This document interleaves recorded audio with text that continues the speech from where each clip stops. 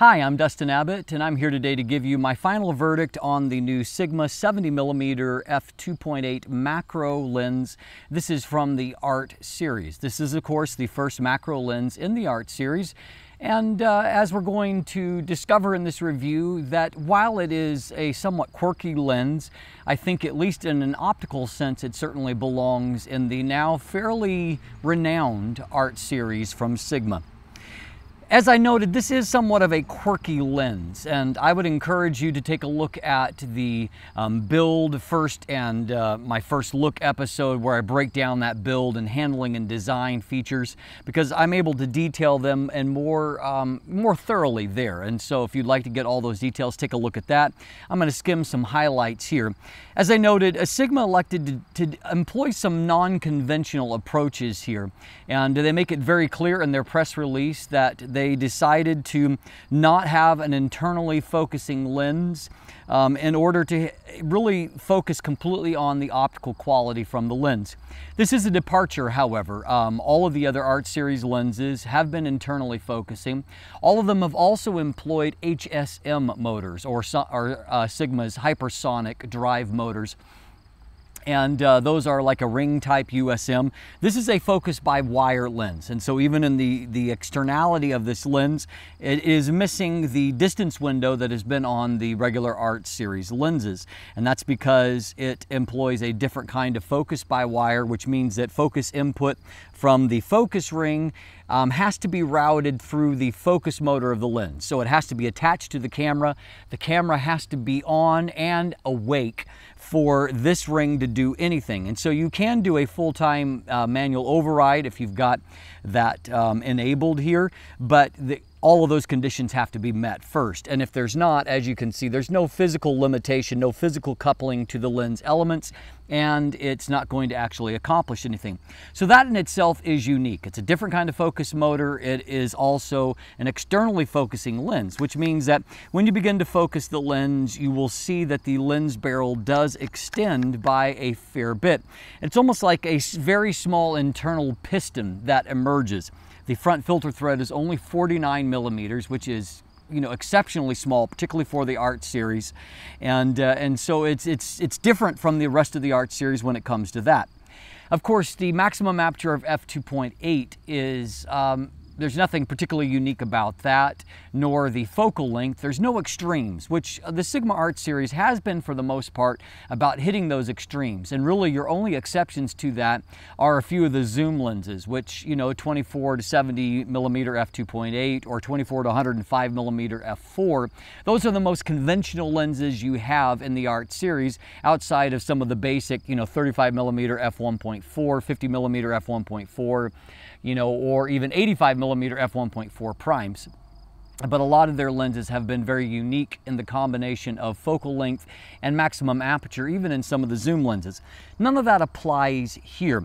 Now, the reason why Sigma said, of course, that they were going to approach it from this perspective of not being internally focusing is to focus on image quality. And so we'll get to that in just a second. Another thing that Sigma elected to not put in this lens, which is fairly unique for modern macro lenses, and that is that they did not elect to include their OS, or Optical Stabilizer, in the lens design. Now, if you do any kind of handheld macro at all, or if you use the lens just as a course of using it in a day-to-day thing, you want to focus on something close, you will definitely notice the lack of OS in the design. It just makes it much harder to kind of hold the camera steady, not so much for lens or image capture, but more for trying to stabilize and get focused in the place that you want. Of course, at macro distances, depth of field is really, really tiny. I mean, just incredibly tiny, which means that, you know, even the slightest bit of camera movement will completely shift your plane of focus. A lot of modern macro lenses that have an image stabilizer, they actually employ a unique, often like Canon refers to it as a hybrid image stabilizer that allows stabilization for the unique kinds of movements that are inherent to macro focus. And Tamron does something similar with their most recent 90mm f2.8 VC lens from the SP Prime series, and along with other lenses, of course. And so to not have an optical stabilizer it's certainly a liability in a macro lens. If you don't, if you're a macro shooter that does primarily tripod use, no big deal. For that matter, if you're a Sony shooter and you buy the FE version of the lens, of course, on a Sony body, the Optical Steadyshot is built into the camera body itself. And in fact, I did find that for, the kind of just macro on the fly kind of work that I often like to do, not involving a tripod, I liked it best on my Sony a7R III for that purpose. In fact, I would be interested in actually testing another copy of this, although it's optically the same, on the Sony FE version itself, because I use the Canon EF version adapted to Sony FE with the MC11. And I was surprised, considering that the nature of this lens, focus by wire, the DC motor, that seems to be something that is a little bit more akin to a mirrorless type design. I was surprised to find that this lens was a little bit quirky when used via MC11. Now, it could be that down the road, and yes, I did check if there were any firmware updates for either the lens or the MC11, and so I made sure it was up to date before I gave you these remarks. And as of the time of this release, I did find the focus somewhat quirky in that sometimes the lens didn't seem to want to focus, which was somewhat rare, but more common is that I had a hard time getting the lens to move focus to a foreground object and focus on the right thing. So as you can see in this picture of a flower, I was trying to get it to lock focus, it wouldn't do it. It would just lock focus on, a more distant ground. And so I finally just took the picture so I would have the illustration to show you here. In this second image here, you can see that the flower is properly focused, but to accomplish that, I had to actually switch over into manual focus, get focus into the appropriate range, and then, it's like it kind of woke up. That's not really been my experience very often with Sigma lenses and the Sigma MC11. Usually they focus quite well and adapt very well onto Sony FE. That's the best adapting experience that I have had. And so I'm interested in testing a Sony FE version to see if, how good the autofocus is on, where they've kind of optimized focus for Sony bodies. And so I may come back to you with a separate episode just kind of detailing some of those things. If and when I do that, I will compare it to the Voigtlander 65mm f2 that I recently reviewed on Sony, just to give you a look at two lenses that kind of compete very near the same focal length as alternatives for you at that point. The other thing that was somewhat unique about this lens is that autofocus is really quite slow. Definitely the slowest focusing art series lens that I've used, and slower than any of the modern macro lenses that I've used. And so that's another thing, is that this lens is less useful for kind of a general purpose, everyday kind of lens. And some macro lenses are really great for that. They double as great portrait lenses. They're double as great just kind of general purpose lenses because they're super sharp. They do a lot of things well. Plus you have the whole macro side. This lens is maybe a little less appropriate for that, although if you will employ the focus limiter, you can eliminate, some of the focus speed issues, and it works okay for general purpose use. And so if you buy the lens, definitely use the focus limiter and it will help you with some of that. Now on a the plus side when it comes to the autofocus, like other recent Sigma lenses, very recent Sigma lenses that I have reviewed, autofocus accuracy is very, very good. And I had great focus accuracy right out of the box without the need for calibration, which is huge progress. I will note, however, that on my Canon 5D Mark IV, which is the body that I used for this review, you have an option to turn off the focus points that are not fully supported by a particular lens, and thus get more, better focus accuracy. And so I keep that on by default in my camera body because obviously I want good focus accuracy, and I would prefer to use the focus points that are actually going to deliver good results.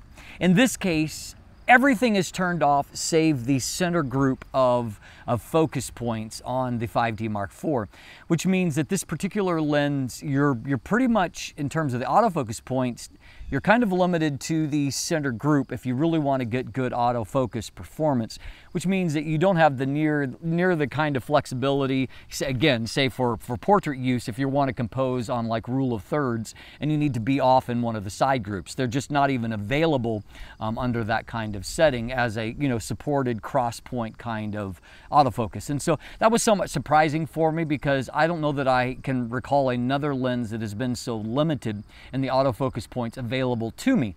Just another thing to note when it comes to that. Now, in terms of the image quality, I would recommend that you take a look at my detailed breakdown of image quality performance, because I cover everything in much more detail there. I also give you some comparison to the Canon 100mm f2.8 L macro lens. And so what I found there is that when it comes to a direct comparison, the Sigma is the absolute winner when it comes to resolution, when it comes to global contrast and micro contrast. Even in terms of color depth, I would say the Sigma is really fantastic when it comes to that. I mean, it is sharp corner to corner from f2.8 on. The only thing that impacts image quality at f2.8 is that there is some vignette, but even stop down to f4, the vignette, if not entirely eliminated, is eliminated to enough to where it's not even a consideration for practical purposes. Distortion is very low. Flare resistance actually seems to be quite good from the lens. All of those metrics are very, very good and superior in many of them to the more expensive Canon lens. And so a great optical performance there. And so, you know, Sigma says that they focused on image quality. The image quality certainly holds up. The only area where I actually felt the Canon was better is when it came to the bokeh rendering. The bokeh rendering was smoother and softer on the Canon lens, and I think that in this case you've got maybe two things that are working against you in this lens. The first is that it is extremely sharp and it has fantastic contrast. What I've found that with lenses that have those qualities is that often the challenge is engineering for an extremely sharp, high contrast plane of focus and then trying to create a soft and non-contrasty defocused area. And I've only seen it done on very rare occasions perfectly. And so, you know, the trade-off here is that you have fantastic sharpness and resolution. Your bokeh quality maybe suffers a little bit because of that. However, at like macro distances, it's soft, it's completely blurred out, it looks great. I mean, look at some of these images. I would say that the bokeh quality looks very nice in them. And so, I mean, nothing to worry about there. It's more in those kind of transition zone areas, which again comes back to my kind of final conclusion that I want to bring to you. And that is that if you're looking for a general purpose, you know, doubling as a portrait lens, you know, kind of do everything kind of lens, I don't think that this is your best bet. It's not that you can't use it for portraits, but as I noted, your autofocus is more limited. It's limited in its focus speed. It's also limited in the amount of autofocus points available to you. And so I don't think that it's the best option for that or for a general purpose lens. But if you're looking for a dedicated macro lens, particularly if you like to do your macro primarily off of a tripod, and you find yourself in situations, maybe you do product photography or food photography or something where a longer focal length is not so great for you, this lens is an excellent option for that. Very low distortion, as you saw, exceptionally high resolution from the lens. It will pair very nicely with a lot of the high resolution bodies that are available right now. And so really great image quality. And so if you're going to use it really more as a straight up dedicated macro lens and this focal length appeals to you, it's a great option for that. And you combine that with the fact that it's reasonably priced for the amount of image quality that you get. $569 is very reasonable. And by the way, one thing that it does definitely double as, in terms of general purpose, is it's a fantastic landscape option as well. All of those things I mentioned before become very, very relevant when you're talking about that. And I was just blown away by the amount of detail in landscape type images that I took with the lens. And again, particularly if you're shooting that with on a tripod, not to say you can't do it handheld. At those kind of distances, you're only having to support a 70mm focal length. Not a big deal. But again, if you're a tripod shooter and you're wanting just amazing detail and resolution, you are the person that should consider this lens. Alternatives to this, as I've mentioned, the Canon 100L Macro IS. It's a great general purpose, portrait lens, along with being an exceptional macro lens. The Sigma bests it in absolute resolution and even has a little bit less chromatic aberration than what that lens does. But it's a great lens, and while it is more expensive in terms of its MSRP, I find that the combination of sales and then also a robust used market or refurbished market means that you can probably get it for not a whole lot more investment if you look around a little bit. Another really great alternative that again is even a little bit better than the Canon in terms of the image quality and has a beautiful build on it. The build definitely exceeds this lens, and that is the new SP version of Tamron's 90mm f2.8 VC lens. Those are good alternatives, but again, if you're wanting to get a dedicated macro lens and kind of the things that I've described suit your shooting style, take a long look at this lens. It's a quirky lens, but it is optically fantastic. I'm Dustin Abbott. Look in the description down below and you can find linkage there to my full written review. You can also find a linkage there to the image gallery so you can check out lots of images. And I always recommend to people that are interested in purchasing a lens, look at pictures from it. You often get a sense of what the lens is capable of. Particularly in these image galleries, I try to give you largely unedited images, and so you're mostly seeing what the lens can do and less what I can do in post-processing, and I think that that's really, really helpful. So take a look at those, and then of course you can also, there's buying links if you'd like to purchase one for yourself, and that helps to keep this channel going, and I appreciate those of you that use my links to help support the channel. Finally, you can follow me on social media there. You can become a subscriber to my newsletter and stay up to date with the reviews that I'm doing on my website. You can also follow me on social media, become a patron, and if you haven't already, please click that subscribe button. Thanks for watching. Have a great day.